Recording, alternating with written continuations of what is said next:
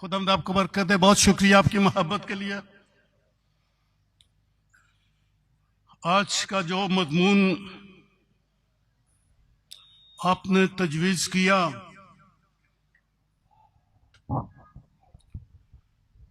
नहीं बता सकता कि क्यों आज का मजमून ये ठहराया गया, लेकिन जो मैं समझता हूं, कफारा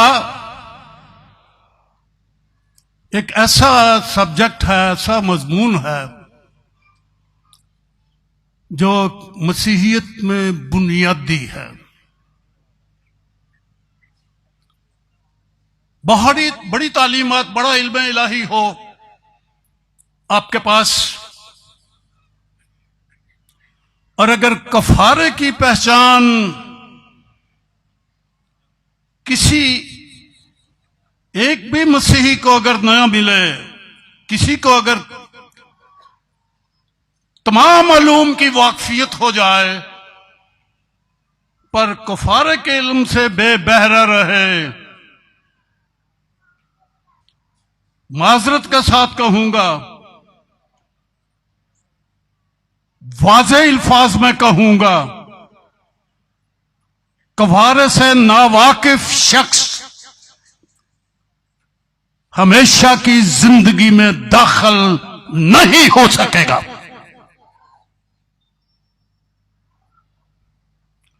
इतना बुनियादी है ये, इतना जरूरी है ये। कुल इल्म की वाकफियत हो जाए और कफारे के बारे में कुछ थोड़ा सा नादान ही रहे, पूरी पहचान ना मिले, ऐसे शख्स के लिए खतरा है। मेरे नजदीक तो मैंने साफ कह दिया, नामुमकिन, नामुमकिन। आसमान की बादशाही ऐसे शख्स के लिए नामुमकिन जो कफारे को नहीं जानता। आपने ये रखा, मुझे इंतहाई शादमानी हुई।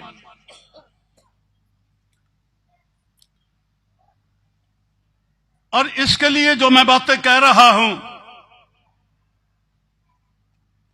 आपके लिए मैं मुकाशा की किताब में से एक आयत पढ़ूंगा जी। 13वां बाब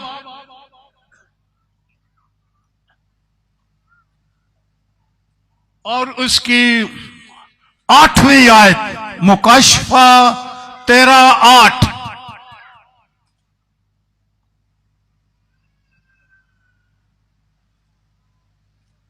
और जमीन के वो सब रहने वाले जिनके नाम उस बर्रा की किताबे हयात में लिखे नहीं गए। लफ्ज बर्रा आपने पढ़ा है, बर्रा लफ्ज सुन रहे हैं। बर्रा किस लिए होता है? ज़बह करने के लिए तो होता है। बाइबल की तालीम में यह बर्रा के लिए यही लिखा है। बर्रा की किताबें हयात में लिखे नहीं गए। आगे क्या लिखा है, जरा गौर से सुन लें जी।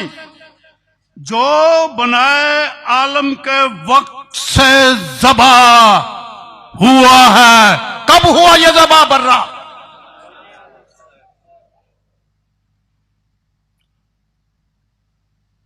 हमारा ईमान आज से 2000 साल पहले खुदावंद यीशु मसीह इस दुनिया में मुजस्सम होकर आया। मुकद्दसा मरियम के बतने अतहर में उसने जिस्म इख्तियार किया। आसमानों से खुदा के अंदर से, खुदा में से तो कलमा आया। यूहन्ना की इंजील के 8वें और 16वें बाब में यह दर्ज है। यीशु ने फरमाया, मैं खुदा में से निकला। टाइटल नहीं है ये, पादरी साहबान सुन रहे हैं आप। यीशु के अपने मुंह का फरमान यह है, मैं खुदा में से निकला। और आया हूं। खुदा में से वो कलमे की सूरत में निकला, वो कलमा है।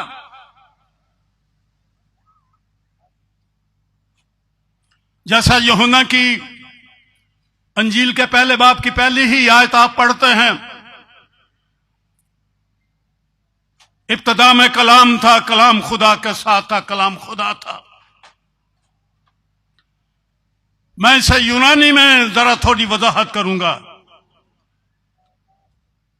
एन आर्खे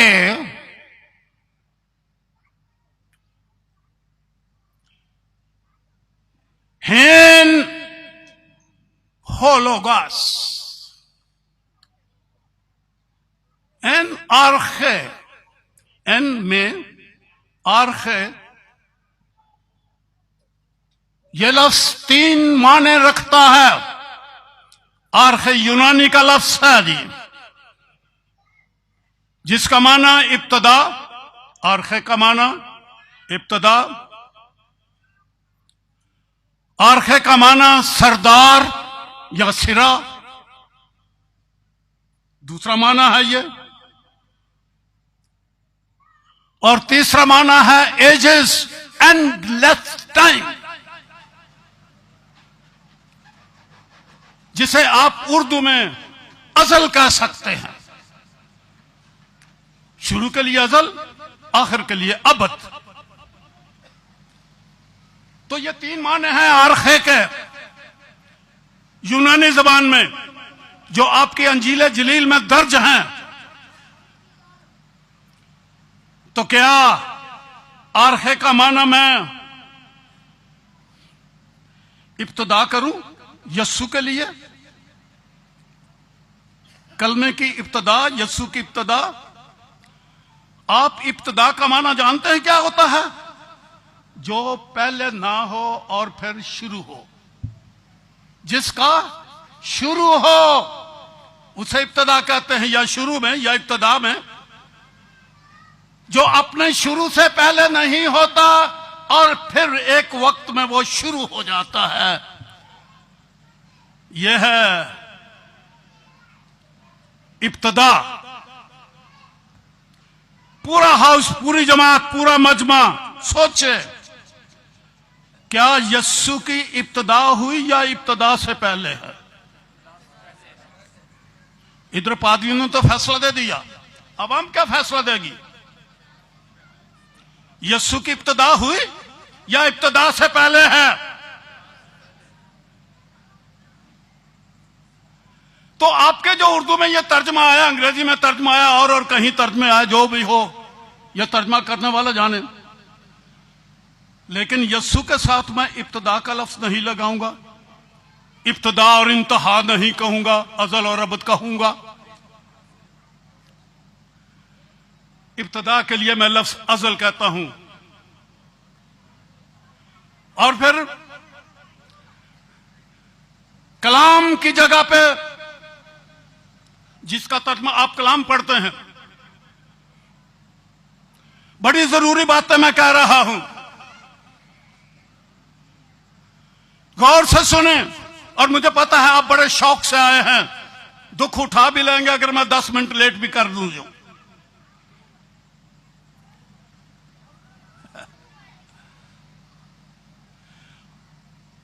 बाइबल में जो लफ्ज है मैंने पढ़ा, एन आर्खे हेन, यानी था, होलोगास अल कलमा, कलमा। आपका तर्जमा कलाम है। कलाम अल्फाज के मजमूए को कहते हैं जी। अगर आप ग्रामर जानते हैं, वाहिद भी इस्तेमाल होता है और जमा भी इस्तेमाल होता है, लेकिन इसका जो बाइबल के अंदर लफ्ज है वो है लोगास, सिंगुलर, वाहिद है, जिसका मतलब है कलमा, वाहिद, वाहिद, ना कि कलाम, कलमा। तो मतलब यह है अज़ल में कलमा था, कलमा खुदा के साथ था। और लिखा है, अब जानते हैं, कलमा खुदा खुदा था। तो खुदा की इब्तिदा होती है। अगर कलमा खुदा है तो उसकी इब्तिदा हो सकती है। अरे पक्का करो ना अपने ज़हन में, इसको अपनी तालीम बनाओ ना। मेरे इल्फाज पर सिर्फ कायलियत ना दिखाना।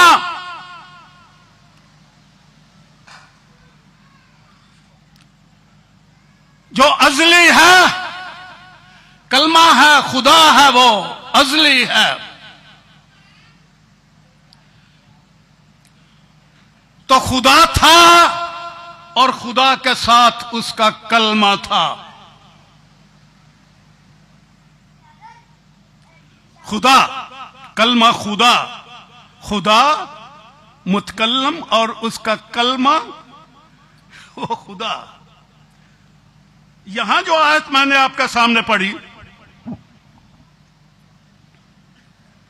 यहां दर्ज है, बर्रा जो बनाए आलम के वक्त से ज़बा। गौर करें बाइबल की आयत के ऊपर। बनाए आलम, यह कौन सा वक्त है? आलम जब उनकी बुनियाद रखी गई। बनाए का मतलब होता है बुनियाद। जब जमीन की बुनियाद रखी गई, बल्कि आसमान भी अगर ये कह सकते, कुछ भी गिन लो, लेकिन एक बुनियाद है। बनाए आलम, कौन सा आलम? ये दुनिया, ये आलम अरवा, ये फलाना आलम, ये आलम बाला, या आप जितने जी चाहे गिन लो जी। लेकिन यहां है बनाए आलम के वक्त से ज़बा। ये ज़बा क्या होता है और क्यों?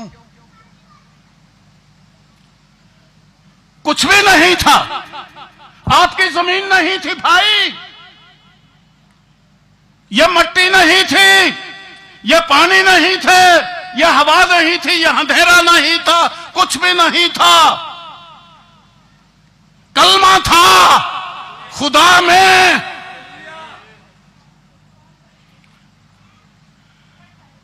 और फिर इस तरह के आलम बनाए जाते। उस वक्त एक कुर्बानी दी गई है।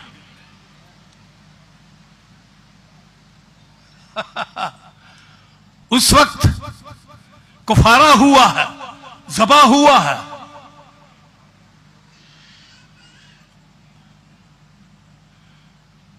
बनाए आलम के वक्त से ज़बा है।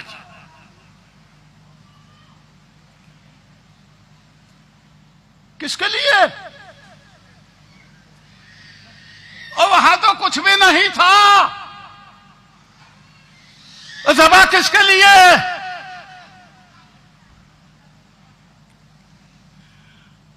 अगरचे कि वो जिस्म में नहीं, उस वक्त कलमे की सूरत है। कलमे की सूरत ही में मैं शायद की वजाहत करते करते बाकी मजमून तो नहीं छोड़ सकता ना, कि बाद इसमें से सवाल उठाते चले जाएं और मेरे अंदर उठते जाए और मैं जवाब देता जाऊं और यहीं रात भर खड़ा रह जाऊं। बाकी बातें तो आप अपने घर में सीखोगे, खुदावन से पूछोगे, बहस मबास से आपस में कर लेना, किसी नतीजे पे पहुंच जाना। लेकिन मैंने तो आयत आपके सामने पढ़ दी। ज़बा किसके लिए? ज़बा किसके लिए? बनाए आलम के वक्त से।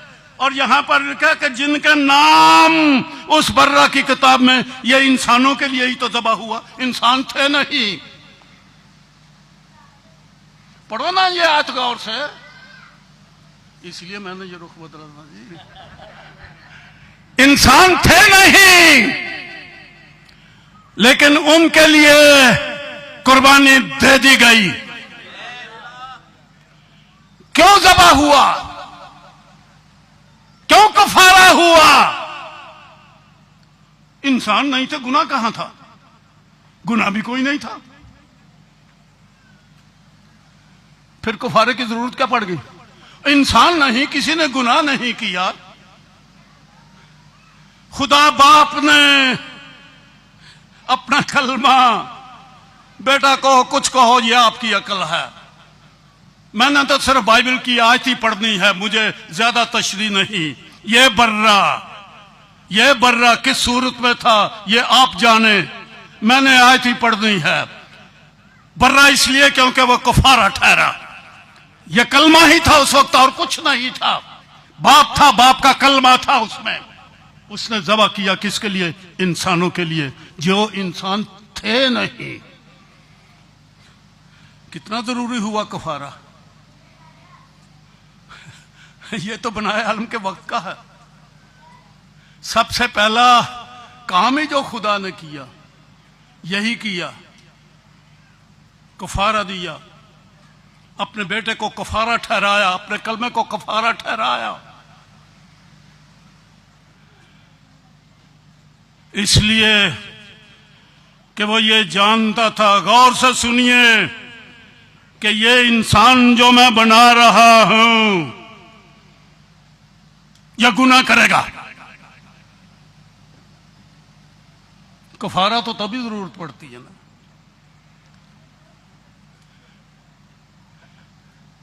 पहाड़गंज के लोगों और इर्द गिर्द से आए हुए, मेरी इस बात को पल्ले बांध लो। हम थे नहीं, खुदा जानता था यह इंसान जिसको मैं क्रिएट कर रहा हूं, जिसको मैं बना रहा हूं, यह गुनाह करेगा। तो फिर गुनाह का तो नतीजा बुरा ही निकलता है ना। पर उसने कहा कि यह गुनाह करेगा, पर मैं इसको मरने नहीं दूंगा।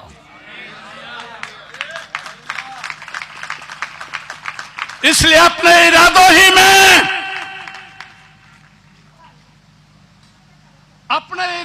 में, शुरू ही से जब उसने हमें खलक करने का पुख्ता इरादा कर लिया था, क्योंकि खलक करना हमारा बड़ा जरूरी था। करो शिकायतें लोगों की खुदा के ऊपर, कहो बुरा भला खुदा को, हाय मैनू पैदा ही क्यों किया सही, सानू बनाए क्यों सही, साडी ये हालत तेनू पता सी की होना, क्यों सानू बनाया। करो दो इल्जाम खुदा के ऊपर। इल्जाम देने वालों बेवकूफ हो तुम, जो खुदा पर इल्जाम देते हो। उसने आपको, आपकी मुनादी है, आपका ईमान है, सोच है आपकी कि उसने हमें अपनी प्रशंसा के लिए पैदा किया।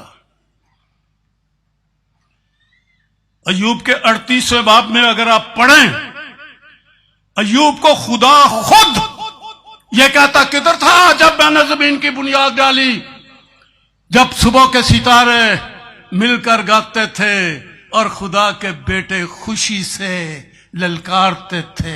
जमीन की बुनियाद अभी नहीं रखी गई थी, आसमानों पर फरिश्ते थे जो खुदा की हम्द करते थे। ये थोड़ा था, अनगिनत फरिश्ते तो पहले ही प्रशंसा करते थे। क्या मेरे और आपकी प्रशंसा के सबब से उसकी प्रशंसा कामिल होगी? पता नहीं हम किस तरह की प्रशंसा करते हैं, मैल को चाल उसमें डाल के। अब मेरे बंधे हुए हाथों को देख लो सारे भाई,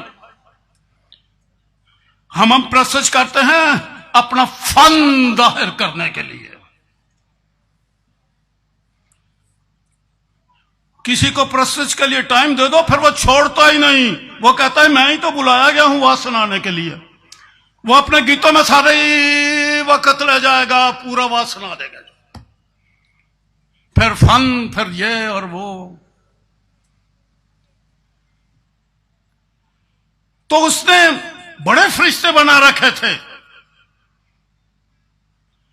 मैं तादाद नहीं बता सकता। खुदा की हम्द करते थे। क्या क्या साज थे उनके, क्या क्या आवाजें थी, क्या क्या रागें थी। ये दुनिया में जो रागें आई हैं सब आसमान से आई हैं। ये पहले फरिश्ते गाया करते थे रागों में, हमने वहां से सीखा। तो प्रस्तुत के लिए बहुत थे, लेकिन मुझे क्यों बनाया और आपको क्यों बनाया? क्या जरूरत थी सर प्रस्तुत के लिए? मैं ये नहीं कहता कि ये नहीं, प्रस्तुत भी तो करना है। जब सारे करते हैं, चांद सितारे, चंद सूरज सितारे, ओले बर्फ अंधेरियां आंधी पत्ते दरख्त, ये लिखा ना, सब तारीफ करो। ज़बूर नंबर 148 है। तो हमें भी तारीफ करना है, लेकिन हमें उसने माज तारीफ के लिए नहीं बनाया था। सुनिए,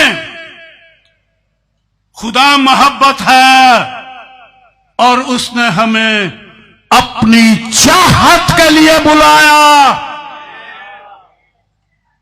मोहब्बत को एक मोहब्बत करने वाला उसकी मानद का उसे चाहिए था। हमें उसने मोहब्बत करने के लिए, और हमसे तारीफ नहीं बल्कि सारे दिल, सारी जान, सारी ताकत, सारी अकल से प्यार करने के लिए, खुदा को प्यार करने के लिए हमें बनाया गया। आप तो खुदा का प्यार हैं। प्यार अकेला नहीं रहता, खुदा मोहब्बत है। उसने आपको बनाया है अपनी मोहब्बत का ऑब्जेक्ट। आप खुदा के महबूब हैं। ना समझ आए तो गज़ल-ओ-गज़रात की किताब पढ़ो। पढ़ते हुए समझ ना आए तो मेरी तफसीर गज़ल-ओ-गज़रात के ऊपर जो इंटरलीनियर है, इब्रानी का तर्जमा, उसका तलफ़्फ़ुज़ और उसकी तशरीह मिल जाए तो पढ़ लेना, ज़हन खुल जाएगा। खुदा ने हमें मोहब्बत के लिए बनाया है। जब उसे पता था कि ये जो मैं बना रहा हूं, जब ये गिर जाएगा गुनाह में, तो खुद ही कफारा दे के इग्नोर कर दूंगा इसके सारी बात, भूल जाऊंगा इसकी सारी बदकारियां, नहीं याद रखूंगा इसका एक भी गुनाह। आपका ये मजमून जो कफारा है, ये तो आप असली बातों को छू रहे हैं। आपने तो पहली ही चीज के ऊपर अपना हाथ डाल दिया है। आप खुदा की मोहब्बत हैं और आपके गुनाहों, बदियों, कमजोरियों को मिटाने के लिए उसने शुरू ही से एक बदियों को ढांपने वाला इंतजाम कर दिया। कफारा उसने दे दिया और आपके तमाम गुनाहों को उसने अपने अज़ली इरादों में रख के, मुझे बोलने दो, उसने आपको अज़ल ही से मुआफ कर दिया।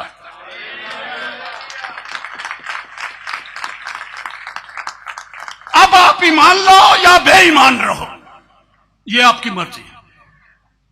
कबूल करो या कबूल ना करो, यह आपकी राहें।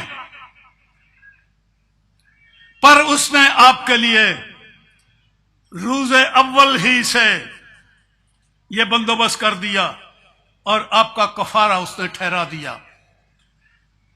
अगर मैं इसी तरह से मजे चलता रहूंगा तो आपने पहले मुझे 11 बजे का वक्त दिया है, तो 2 बजे तक आपको नहीं मैं बैठा सकता। बाकी आप यूं करना, इस यूं के पहले बाब को 3री आयत, 5वीं आयत और 11वीं आयत को घर में पढ़ लेना गौर करके, कि उसने अज़ल ही से बनाए अलम से पेशतर आपको खलक भी किया, आपको चुना भी और आपको मुकर्रर भी कर दिया। You are special.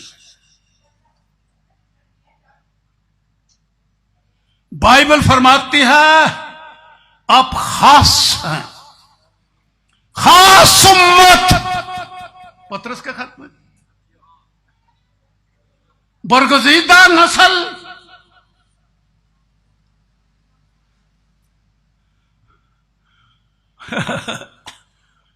क्या गीत लोग गाया करते थे कभी, आज तो वो लोग गाते ही नहीं हैं। रब बनाया तेरा शान, अशरफ रखिया तेरा नाम, एवें ना तू चिक्कड़ फोल, आजा बंदे यसु को, ओए कानू करना टाल मटोल,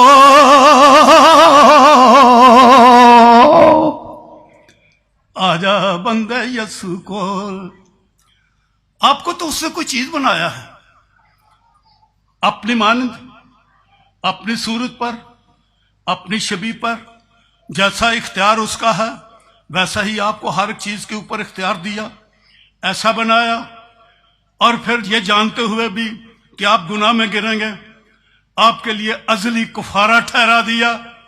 उस कफारे में आपके गुनाह ढांप दिए गए और आपकी बदकारियों को,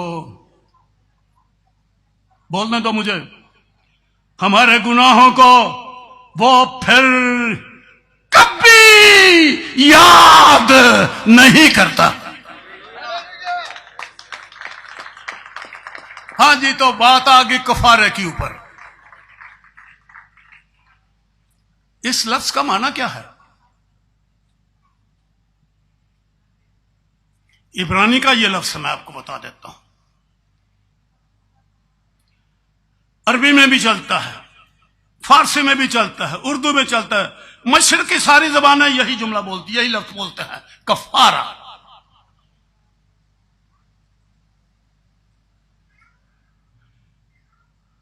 इसका मादा है कफ्फार, कफ्फार, कुफार नहीं, कफ्फार जबर के साथ, काफ जबर फे अल्फार माकूफ, काफार, जिसका मतलब है इनकार कर देना, ना मानना। इसी को अरबी में मुस्तअमल किया गया है कफर के साथ, कफर। और फिर कोई अरबी लहजा बनाते हुए उर्दू में भी कफर से पेश डाल के कुफर भी बना दिया। माना क्या है कुफर का, कफार का? इनकार कर देना, ना मानना।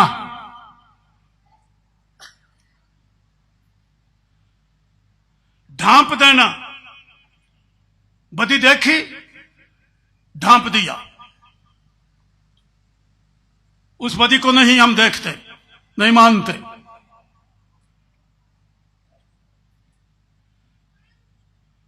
और सबसे पहली बार बाइबल में यह लफ्ज लिखा हुआ है, पैदाइश की किताब का 6वां बाब, नूह की कश्ती का बयान है। नूह को खुदा ने हुक्म दिया था कश्ती बनाना और उसको अंदर और बाहर, उसके अंदर और बाहर राल लगाना। जी यही लिखा है, कश्ती बनाना, उसके अंदर और बाहर राल लगाना। यह आपका तर्जमा है, अंग्रेजी में भी इसी तरह से है, कवर कर देना जी। लेकिन इब्रानी ज़बान में जो आयत है वो मैं आपको पढ़ के सुनाता हूं, जो जुमला है वहां पर, वह कफरता, और तू लेप कर देना।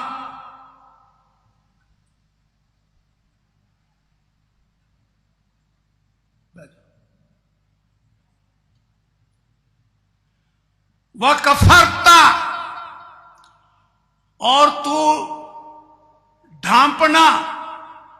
वह और कफरता, कफर ढांपना, ता तू, अत्ता उसे। मैं इधर उधर से पढ़ के ये नहीं आपको सुना रहा, मैं इब्रानी जानता हूं। कोई मसीही बेइल्म नहीं रह सकता।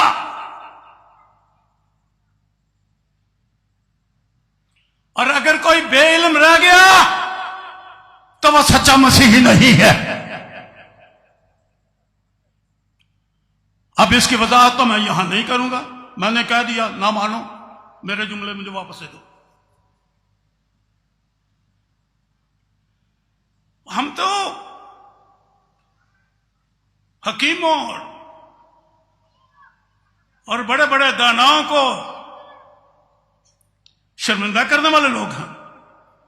ग्रंथियों का खत में आपने कभी नहीं पढ़ा कि अक्लमंदों और दानाओं को शर्मिंदा करें? और आगे चल के लिखा है, और मौजूदों को, क्या लफ्ज़ है जी, नेस। मौजूद का क्या मतलब?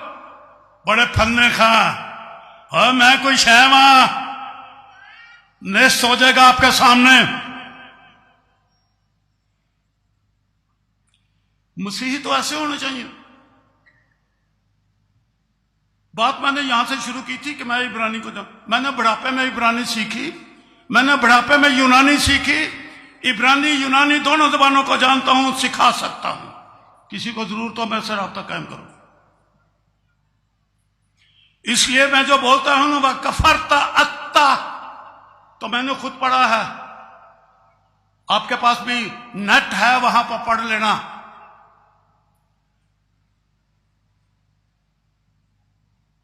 उसका मतलब है लेप कर देना, वह कफरता, लेप करना,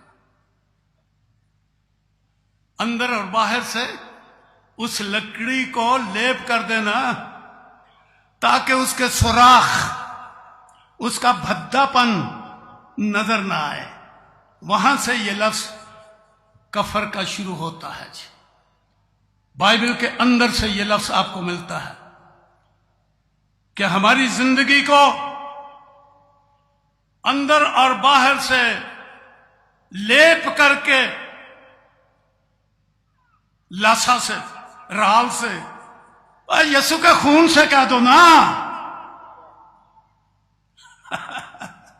अंदर और बाहर खून की लेप कर दी जाए तो ये कफारा है।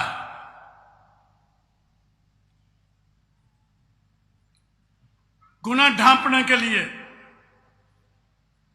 कफारा बाइबल की तालीम है। आदम और हवा ने गुनाह किया, उनको नजर आ गया कि वो नंगे हैं, शर्मसार होने लगे, परेशान होने लगे। खुदा की आवाज सुनी तो डर गए, खुदा से दूर दूर भागने लग गए, नंगे थे। खुदा ने क्या किया? उसने उनको चमड़े के कुर्ते पहनाए और उनके नंग को उसने ढांप दिया। हमारा नंग, हमारी शर्मिंदगी, हमारी नालायकियां ढांपा जाना इनका बड़ा जरूरी है। और चमड़े के हैं, जाहिर है कोई ज़बह किया गया हो जानवर। उस वक्त तो सारे जानवर बेऐबी थे। अब जो नक्श हो गया, अब तो आहिस्ता आहिस्ता जानवरों में भी आ गया। बेनक्श जानवर को ज़बह करके उसकी खाल लेके नकम्मों नंगों परेशान जोड़े को पहना दिया। पर तो आजादी से चल फिर सकते हैं, वो शर्माते नहीं, वो नंगे नहीं, उनका नंग ढांपा गया। और कोई तरीका था सिवाय इसके कि ढांपा जाए उनका नंग? और कोई तरीका है हमारे लिए कि हमारा नंग ढांपा जाए?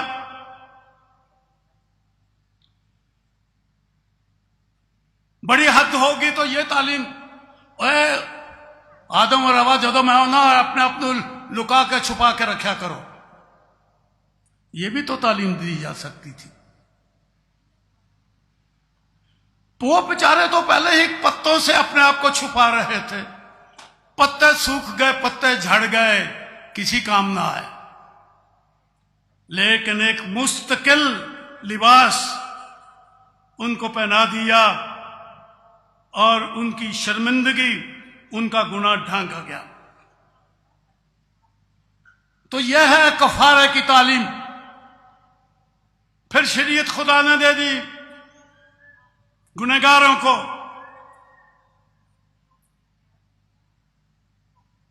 इब्राहिम के खानदान को, इसराइलियों को मूसा की मार्फत बहुत समझाया, बहुत सिखाया, गुनाह ना करो, गुनाह ना करो। नसीहत और तालीम दी, बड़ा पाक हुक्म दिया। खुदा का यह मंशा था कि यह गुनाह ना करें, लेकिन गुनाह करते थे, उनका गुनाह ढांका नहीं जाता था। वो अजली बात जो थी वो पूरी नहीं हो रही थी। कफारा जो अजली था वो मकसद पूरा नहीं हो रहा। लोग गुनाह करते जा रहे हैं, लोग तौबा करते चले जा रहे हैं, लोग गुनाह करते चले जा रहे हैं, लोग तौबा करते चले जा रहे हैं। शरीयत दे दी खुदा ने, नबियों की मार्फत शरीयत चलती रही। यूहन्ना बपतिस्मा देने वाला तक शरीयत चलती रही, मसीह से पहले पहले।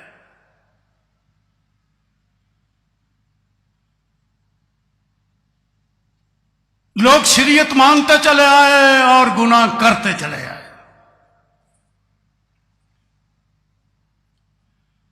शरीयत में उनको एक हुक्म दे दिया गया था, अगर गुनाह करो तो पाक बर्रा ले आना, या और भी जो कुछ लिखा है, मेरे हुजूर में उसको कुर्बान करके उसका लहू, कुर्बानी का लहू, बर्रे का लहू लेके पाक तरीन मकान में जो उसने उनके लिए इबादत के लिए बनवाया था, उनसे वाला के खून को छिड़क देना। वो साल बसाल यही करते रहे, उन पर खून तो छिड़का जाता रहा, लेकिन गुनाह से उनकी मुआफी खलासी ना हुई।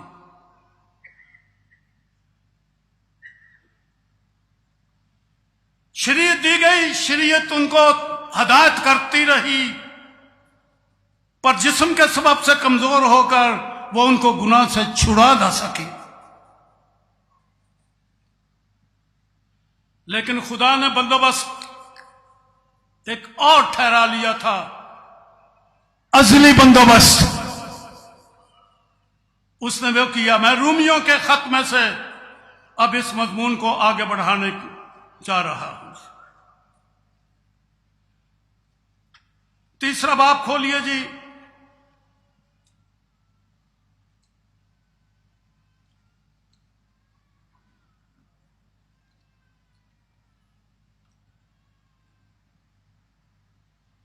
दसवीं आयत से, चुनांचे लिखा है, कोई रास्तबाज नहीं, एक भी नहीं, कोई समझदार नहीं, कोई खुदा का तालब नहीं। शरीयत दे दी गई है, कोई रास्तबाज नहीं।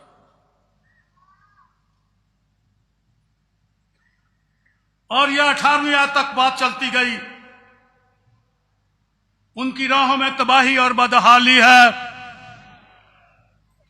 और वह सलामती की राह से वाकिफ ना हुए। उनकी आंखों में खुदा का खौफ नहीं। अब हम जानते हैं कि शरीयत जो कुछ कहती है, उनसे कहती है जो शरीयत के मुतायत हैं। कोई रास्तबाज नहीं,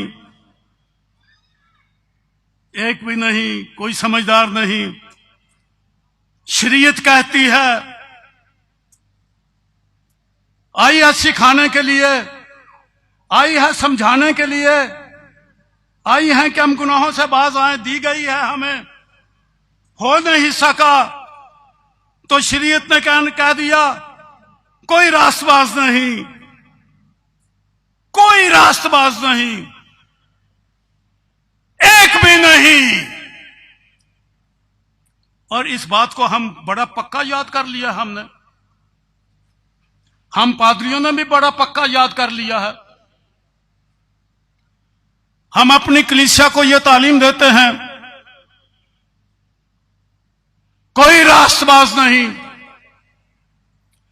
एक भी नहीं। लिखा है बाइबल के अंदर, गलत तो नहीं लिखा, बाइबल फरमा रही है, क्या गलत है?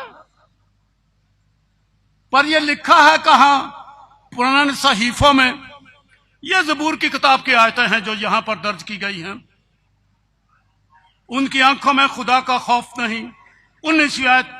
अब हम जानते हैं कि शरीयत जो कुछ कहती है कि कोई रास्तबाज नहीं, एक नहीं, शरीयत कह रही है, मानो ना मानो, मानो मान रही है दुनिया, मानो सारे मानो, कोई रास्तबाज नहीं, एक नहीं, मानोगे? ये शरीयत कह रही है। मजे की बात। और उनसे कहती है जो शरीयत के माताहत हैं। आखिरी आदमी तक मैं पूछ रहा हूं, क्या आप शरीयत के मुताबिक हो या फजल के मुताबिक हो? तो ये क्यों ऐलान करते हो कि कोई रास्तबाज नहीं, एक भी नहीं? ये कुछ चर्चेज में स्टेज के ऊपर क्यों बोलते हो? हमने अपने मिशनों की यह तालीम क्यों बनाई है कि गुनहगार हैं हम, रास्तबाज नहीं हैं हम? कौन कह सकता है कि मैं रास्तबाज हूं? बाइबल में लिखा है कि कौन है जो रास्तबाजी ही करे और खता ना करे। मैं भी करता हूं, आप भी करते हैं। तालीम बना ली हमने ग्राउंड रियलिटी के ऊपर। मैं भी गुनहगार, आप भी गुनहगार, कोई रास्तबाज नहीं, एक भी नहीं। तो ये कौन कह रहा है जी? लिखा है शरीयत के अंदर। अब हम जानते हैं कि शरीयत जो कुछ कहती है उनसे कहती है जो शरीयत के मुताबिक है, ताकि हर एक का मुंह बंद हो जाए, खुदा के सामने बोल भी ना सको। चाहते हो ये तुम्हारे साथ सलूक हो? आपको डांट दिया, खामोश, खबरदार, खुदा की हजूरी में तूने अपना मुंह खोला।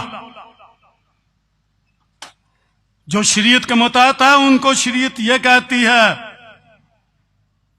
जो कोई रास्तबाज नहीं है, नारास्तों को यही कह रही है जिनका पेट या गला खुली हुई कब्र है।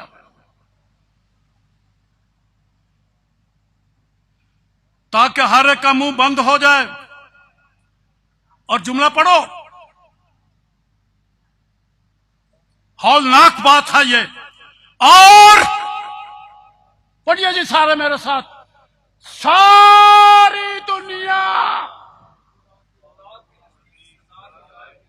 एक आदि क्रिश्चियनिटी ਲਈ ਫਿਰਦੇ ਹੋ, ਫਿਰ ਮਸੀਹ ਦਾ ਪ੍ਰਚਾਰ ਕਿਉਂ ਕਰਦੇ ਫਿਰਦੇ ਹੋ? ਤੁਹਾਡਾ ਤਾਂ मुंह बंद कर दिता गया, ਤੁਸੀਂ बोलते क्यों हो? अरे शरीयत के मुताबिक में चलने वालों, अपने ऊपर यह धब्बा लेने वालों के मैं नाराज हूं, मैं रास्तबाज नहीं हूं, मैं गुनहगार हूं। यह चेपी अपने मत्थे पर लगा लेना और होंठों से यही जुमले निकालना हमाकत है। जिंदगी नहीं मिलेगी। सारी दुनिया लिखा है, खुदा के नजदीक सजा के लायक ठहरे। मैं वाज करके चला नहीं जाना चाहता, मैं उसका रिजल्ट भी देखना चाहता हूं। आप में से कितने हैं जो कहते हैं कि मैं रास्तबाज नहीं हूं, मैं गुनहगार हूं? आपको सजा मिलेगी।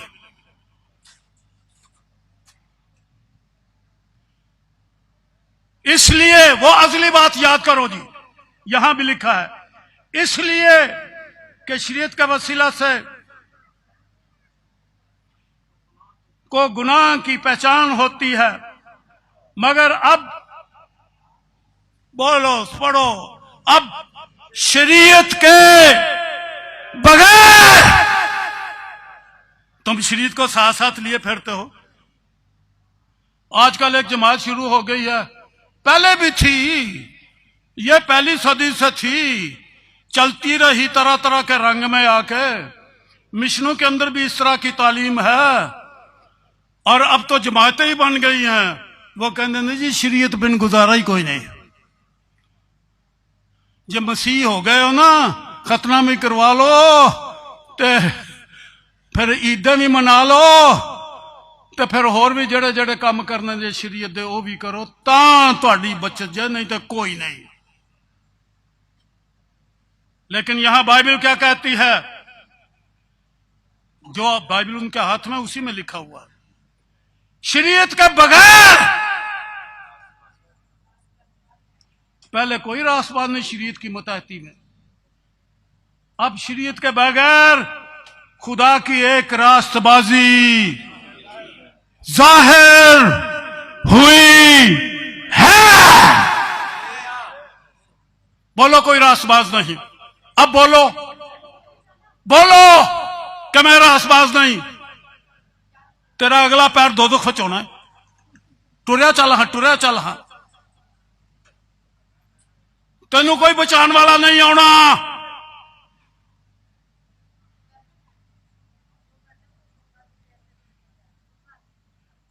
यानी खुदा की वो रास्तबाजी जो यीशु मसीह पर ईमान लाने से सब ईमान लाने वालों को हासिल होती है, क्योंकि कुछ फर्क नहीं, इसलिए कि सबने गुनाह किया और खुदा के जलाल से महरूम है, मगर उसके फजल के सबब से, उस बखलसी के वसीला से जो मसीह यीशु में है, मुफ्त रास्तबाज, मुफ्त रास्तबाज ठहराए जाते हैं। पहले लिखा है कोई रास्तबाज नहीं, मसीह यीशु में मुफ्त।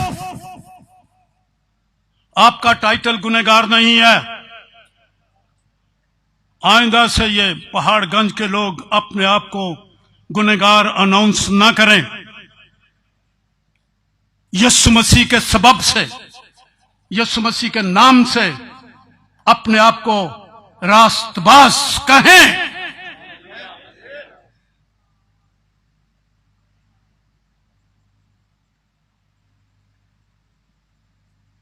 मुफ्त रास्तबाज ठहरा जाते हैं। उसे खुदा ने उसके खून के बायस, कफारे की बात आ गई,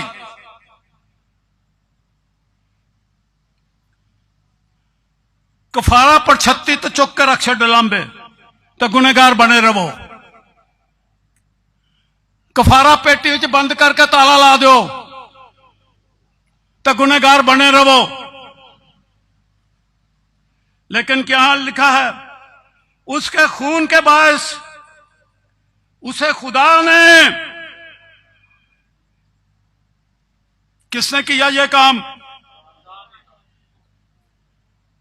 भाइया तो नहीं किया, और पेंटिकासला नहीं किया। इनू पेंटिकासला की तालीम आंदे हो, इनू भाइयों की तालीम आंदे हो, यह खुदा की तालीम है। उसे खुदा ने उसके खून के बायस एक ऐसा कफारा ठहराया जो ईमान लाने से फायदामंद है। खून, कफारे में, कुर्बानी में खून है। यह है खुदा का बंदोबस्त। मैंने शुरू ही में कह दिया कि यह अजली है, अजल से ज़बा किया गया।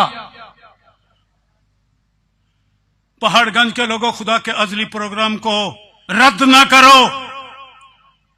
उस दिन से आपके लिए कुफारा ठहरा दिया गया, उसी दिन से आपको रास्तबाज ठहरा दिया गया है।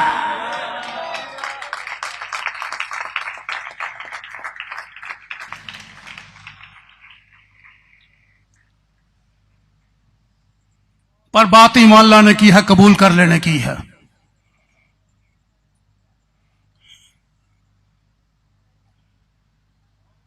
अजल की बातें हो रही है ना, मैंने यहां से शुरू किया। बहुत खूबसूरत बात मैं रूमियों के 8वें बाब में से पढ़ने लगा हूं जी। 29वीं आयत है।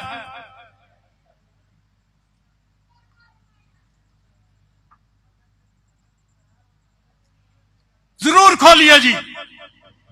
अगर जबानी आप याद करते हैं तो जबान जरा तवज्जो दीजिए। जिनको उसने पहले से जाना, क्या मुराद है पहले से जाना? अजल ही से। मैंने इफ्सियों के पहले बाब के अंदर से 3वीं, 5वीं और 11वीं आयत आपको हवाला दे दिया, वहां यह लिखा हुआ सब कुछ।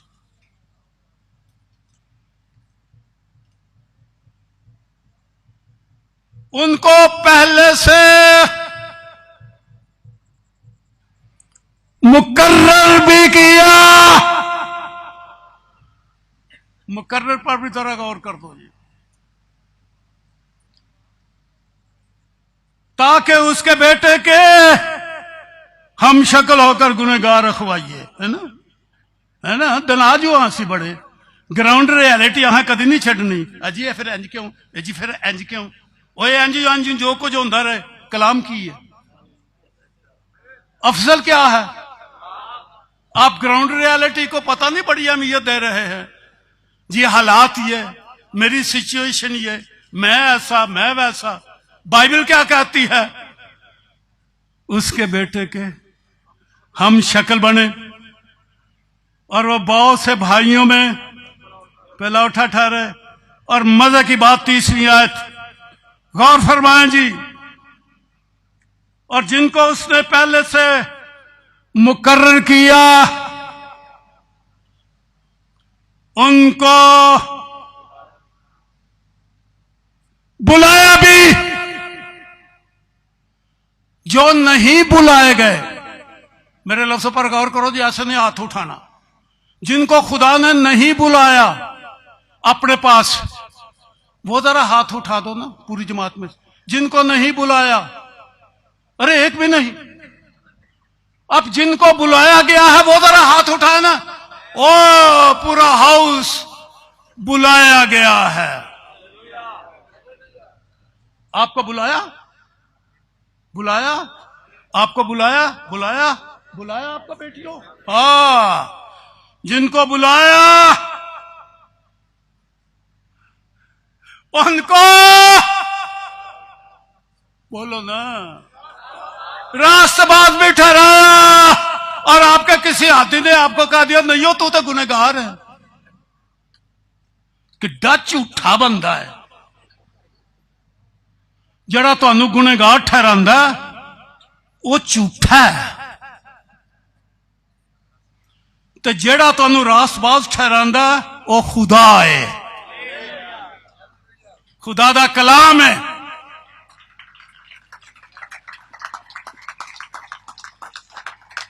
एवं जफा मारी फिरदे हो पुठियां पुठियां तालीमां नूं।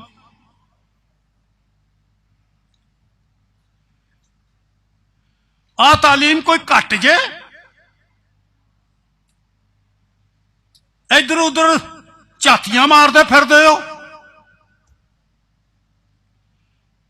जिनको बुलाया उनको रास्तबाज, कईयों ने आख्या रास्तबाज ठहराया, पर बाइबल की कहती है रास्तबाज बी दा लफज ना छड्डिया जे। तुसी रास्तबाज हो, दूजे है ही नहीं हो, तुसी है ही रास्तबाज हो भाजी।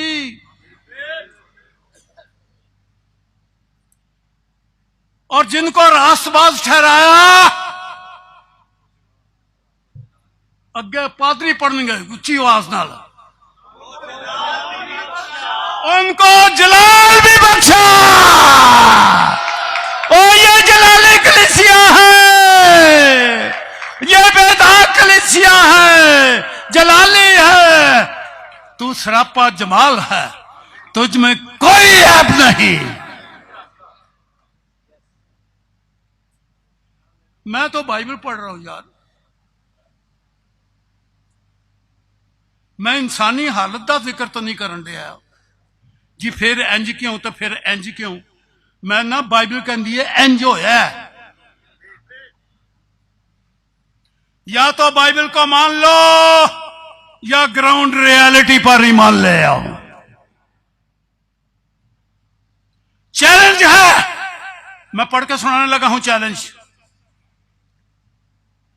और उनको जलाल भी बख्शा। सिर ते दुपट्टा ले लो, फिर मुसैनक वालो फट्टी सारी चादर ला के रखो, मसीह दा जलाल तुहाडे चेहरिਆਂ ਦੇ ਉੱਤੇ ਜਿਹੜਾ ਢੱਕ के रखो। ये मूसा वांग टुर जाना जे मूसा के जलाल वांगर। ये मसीह का जलाल है। मसीह का जलाल क्या है? जो मैं शुरू से तेरे साथ रखता था मुझे अपने साथ जलाल ली बना दे। यसु ने यह दुआ की और खुदा ने उसे जलाल बख्शा। उसने कहा मैंने तुझे जलाल दिया फिर भी दूंगा। और कलाम में क्या लिखा है? वो उसके जलाल का परताव। यसु क्या है? उसका जलाल का ढक दो। ये खुदा दा जलाल। ओए नादानो, खुदा दे चेहरे दे उत्ते दुपट्टा देन दे। वो तुहानू किन्ने सिखा दिता पुठी मत? क्या फिर सिर दे उत्ते ए जी यसु मसीह अपना सिर ढक के दुआ करदा ही? किथे लिखा बाइबल में? वहा दो मैनू। बड़ा दावा करते सी बाइबल दे मनन वाले हैं। किथे लिखा बाइबल? चवां झीलां च लिखिया, खतां च लिखिया, मुकाशा लिखिया, किधर लिखिया? एक फिल्म में वेख्या सी आह, जीसस फिल्म में वेख्या सी आह। वो फिल्म साजा ने सिर ते दुपट्टा दे दिता यसू दे। आप ही वो पागल सन, पागलपन वाला काम किया तो असी वो बुरी तालीम आह अपने सिर ते दुपट्टा रख लिया। ये फिल्म दे मनन वाले हो या बाइबल दे मनन वाले हो? हुक्म दे दे मैं मर्द अपना सिर ना ढपे, बाइबल में लिखा हुआ है। उतार दो ये अपने सरों पर से चादरें। मर्दों के लिए कह रहा हूं और औरतों को हुक्म है कि सर ढांप के रखें। यह मजमून नहीं, यहीं छोड़ता हूं। 31वीं आयत। बस हम इन बातों की बाबत क्या कहें? अगर खुदा हमारी तरफ है तो कौन हमारा मुखालिफ है? जिसने अपने बेटे ही को द्रेख न किया बल्कि हम सब की खातर उसे हवाला कर दिया, वो उसके साथ सब चीजें हमें किस तरह न बख्शेगा? हाँ, 33वीं आयत। 33वीं आयत पढ़ेगा और से जी। हाँ जी। खुदा के बरगजीदों पर कौन नालिश करेगा? है कोई तो सामने आ जाए। बाइबल ललकार रही है आपको।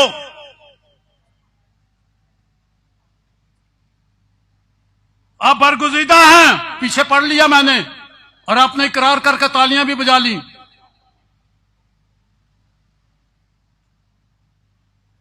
कौन नालिश करेगा, यानी उन्हें मुजरम ठहराएगा, उनके ऊपर केस करेगा, जितने जी नहीं ये मुजरम है, कौन नालिश करेगा?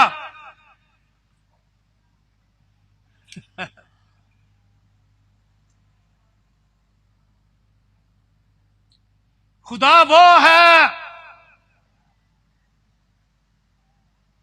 जो उनको रास्तबाज ठहराता है। कौन रास्तबाज ठहराता है? क्यों मिशन वाले आपको गुनहगार कहते हैं? आओ अपने अपने गुनाहों का इकरार करिए। हम सब गुनहगार तेरे पास आ गए हैं। ये किधर दियां दुआवां ने? बाइबल में एक दुआ मुझे इस तरह की दिखाओ कि किसी मसीही ने, ईमानदार ने यह दुआ में कहा हो कि मैं गुनहगार हूं। नए अहदनामा में ईमान लाने वालों ने किसी ने यह कहा हो, पौलुस ने एक बार कहा अपनी पुरानी जिंदगी का जिक्र करके कि जिन सबसे बड़ा गुनहगार मैं हूं, लेकिन अगली आयत में कहा कि खुदा ने मुझे नमूना बना दिया है। पहले गुनहगार था लेकिन अब रास्तबाज है। उसने कई बार कहा कि मैं रास्तबाज हूं। खुदा वो है जो उनको रास्तबाज ठहराता है। कौन है जो मुजरिम ठहराएगा?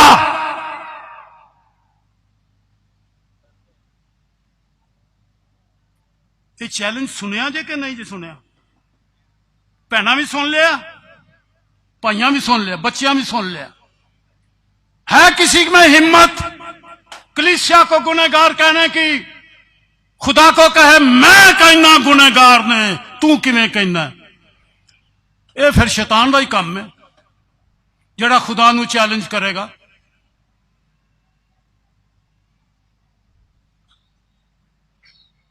मसीह यीशु वो है जो मर गया बल्कि मुर्दों में से जी भी उठा और खुदा की दानी तरफ है और हमारी शफायत भी करता है।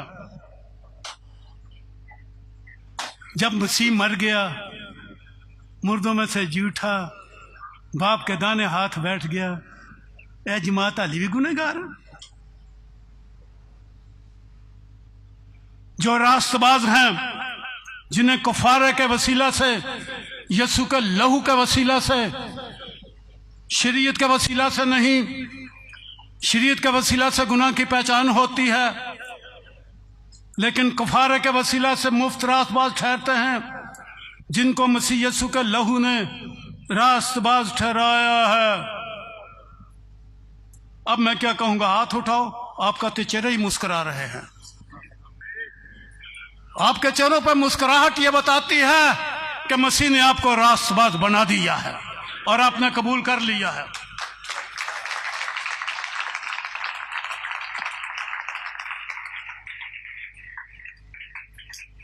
मसीह ने कफारा दिया, खुदा ने उसे ठहराया। एक पुट्ठी यही तालीम तीसरी सदी तो शुरू हुई। उस वक्त कैथोलिक जमात ज्यादा सी, बाकी जमात छोटियां छोटियां सन, है सन। समझ ना आए तो मैंने हिस्ट्री की बुक लिखी है, इतनी मोटी है, पैसे तो 800 ही खर्च करना पड़ेगा, पर करो, सारियां गल्लां दी समझ लग जाएगी। तवारीख कलीसिया उसको पढ़ो जी। पेलालोजी और कुछ और भी बिशप थे, उन्होंने ये तालीम देनी शुरू कर दी कि यीशु ने अपना लहू खुदा बाप के सामने नहीं पेश किया, यीशु ने अपना लहू शैतान के सामने पेश किया। और ये मशहूर हो गई तालीम उन दिनों में। खुदा के लोगों ने इसकी मुखालफत की। चलो वो जमाना गुजर गया, बेदार हो जाइए।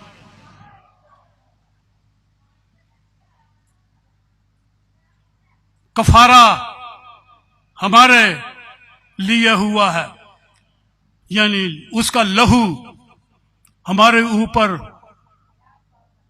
उसकी लेप की गई है। आपके ऊपर मसीह यीशु का लहू है। देखो, नजर आ रहा है? आपके पास तालीम है कफारे की, मुझे लहू दिखाओ। आपको यीशु का लहू नजर नहीं आता, कफारा बेमानी है, एक तालीम ही है। सोचते रहते हो मनिए कि ना मनिए, बाज जमाता मान लिया, बाजा ने नहीं मनिया कफारा। और इतनी जमातें जो कहता है कि यीशु के कफारे के लहू की जरूरत ही नहीं थी,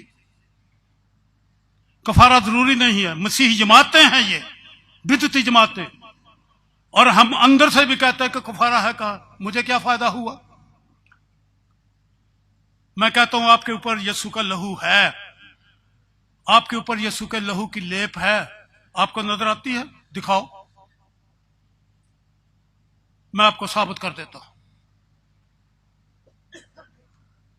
खुदा का बेटा आया, आसमान से जिस्म लेकर आया था या कलमा आया? जिस्म उसने कहां से लिया? अब बोलते जाओ मेरे साथ, सोना नहीं सब जागो। जिस्म उसने कहां से लिया? जमीन से। मुकद्दसा मरियम के बतन अतहर में वो आया और इंसानी बदन पहन लिया। पादरी साहबान पहले बोले, मैंने गलत तो नहीं कहा जी? बोलो ना जी। अब जमात बोले, यीशु ने इंसानी जिस्म पहना, मैंने गलत कहा? वो इंसान बन गया ना। ऊपर से क्या आया था? कलमा। बदन कहां से लिया? जमीन से। किसका बदन था मेरे बुजुर्ग? इंसानी बदन, हमारा बदन।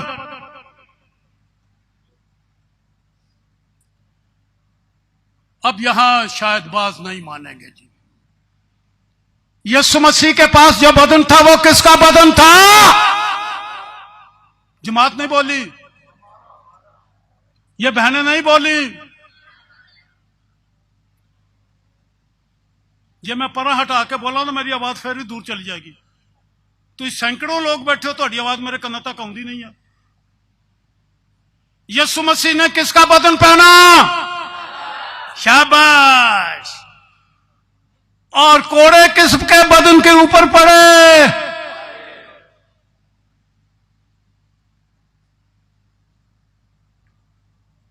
किसका बदन था जिस बदन के ऊपर कोड़े पड़े और बदन के ऊपर दागदार हो गया? वह बदन किसका बदन था? इंसानी बदन, हमारा बदन था। तुसी आंदे यीशु ने कोड़े खादे, मैं कहना तुहानू कोड़े पैने।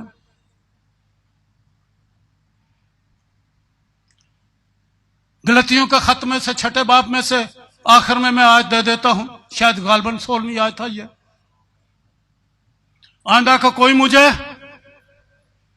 जरा होशियार है मैं जी, आइंदा को कोई मुझे, सुनिए जी मैं कह रहा हूं आपको, आइंदा को कोई मुझे तकलीफ ना दे, क्योंकि मैं अपने तुमते आया तो आउंदी नहीं, तो मैं क्या आखा हूं। मैं इधर इशारा किया, तुहानू तो मैं बाद में पूछना, पूछांगा जरूर। आयत में क्या लिखा है आपने कभी पढ़ा? गलतियों के खत के आखिर तक गए? किसी पादरी ने आपको बताया कि पौलुस कहता है कि मैं अपने जिस्म पर, आगे क्या लिखा है, यीशु के दाग लिए फिरता हूं, आइंदा को मुझे कोई तकलीफ ना दे। ये जख्म भी ताजे ताजे ने, पुराने नहीं। उंगली ना लाया दे मेरा जख्म दुखदा। पौलुस कहता है कि ये जख्म मुझे लगे, ये पादरी कहते हैं कि ये जख्म मुझे लगे हैं, ये कलीसिया कहती है पौलुस के साथ मिलकर, मैं भी कहता हूं कि वो कोड़ों के जख्म मुझे लगे। मैं तो आपको मुकाशफा दे रहा हूं, the demonstration of the covenant, कफारे का जिंदा सबूत कफारे का जिंदा सबूत यह है कि यीशु आया, हमारा बदन पहना, रूमियों छठा बाब है, हमारी पुरानी इंसानियत पहन ली और फिर पुरानी इंसानियत कोड़ों के सबब से कुचली गई। कोड़े किसको लगे? अब फिर ना बोलिया जो ये तो गल कहे तुहानू सिखाई नहीं तो तुहानू आउणी भी नहीं। मैं आवाज करके टुर जाना, तो हाँ उत्थे दे उत्थे खलोता रहना। कफारे दा आवाज इश्तिहारां दे उत्ते रह जाना, दिल दे उत्ते लिखिया नहीं जाना। मैं तो ये दिल के ऊपर लिखने के लिए यहां खड़ा हूं। कोड़े किसे लगे? इंसानी बदन पर, मेरे बदन पर। कौन मसलूब हुआ? मैं मसीह के साथ मसलूब हुआ। तो हाँ कोई रौला पाया यसू मसलूब होया, यसू मसलूब होया। और दूजी गल ही नहीं तो आती कि मैं भी मसलूब हो गया। कौन मर गया? मैं जिंदा ना रहा, हम मसीह के साथ मर गए। हमारी पुरानी इंसानियत मर गई, कोड़ों की मार हमारे ऊपर पड़ी। असल च ईमान नहीं ना लिया। यसू का बदन तो साडा बदन एक होवे तो तां गल आखांगे ना। यसू का बदन यसू कोल तो साडा बदन गुनहगार साडे कोल। तो हाँ बुनियादी फर्क रख छड़िया, हुण गल अगों कित्थों समझ आवेगी? यसू मुजस्सम हुआ, मेरा बदन पहना, मेरी पुरानी इंसानियत अपने ऊपर ली, उस पर सियासत हुई, मुझे कोड़े लगे, मैं सलीब के ऊपर मसीह के साथ मर गया, मैं दफन हुआ और मैं उसके साथ जी भी उठा।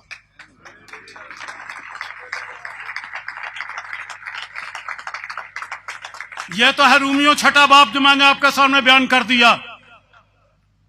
अब मुझे ये बताओ, जब कोड़े लगे हमारी पुरानी इंसानियत को जो हमारे ऊपर थी, यसू ने मसीह ने पहनी, मसीह यसू में, कोड़े उसने खाए, लहू निकला, यसू का पाक लहू। क्योंकि हमारा लहू तो नहीं निकला, हमारे ऊपर तो नहीं बना, इंसानी बदन हमारा गुनहगार खून तो नहीं बना। यसू का पाक लहू जो कलमा था, कलमे के सबब से था। जब हमारे बदन के ऊपर कोड़े पड़े तो वो लहू कहां लग गया जी? जरा अपनी रूह और जान पर देखो,